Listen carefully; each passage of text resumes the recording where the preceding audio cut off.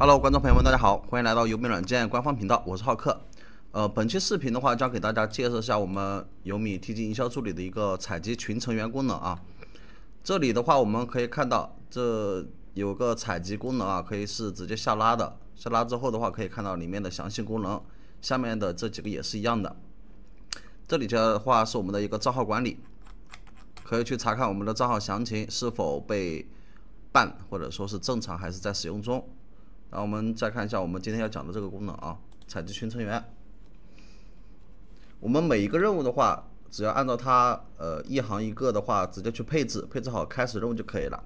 我们先选择我们采集的一个协议号，然后的话这里有个群链接文本，我们打开，然后输入我们之前复制过的一个群链接，粘贴之后把它保存一下。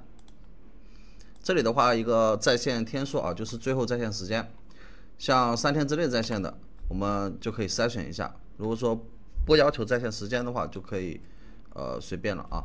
我们这边筛选一下活跃时间10天的，然后筛选条件的话，这个很简单，字面意思啊，就是只采集有用户名的，或者说是限制时间，或者是不限制时间。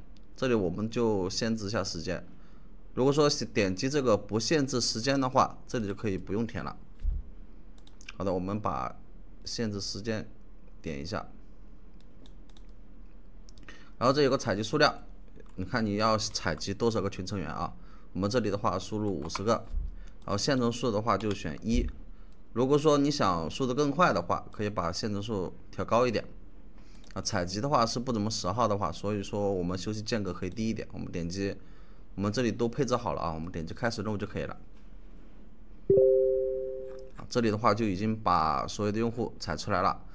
这里的话按理来说应该是50个才会完成嘛，为什么它37个呢？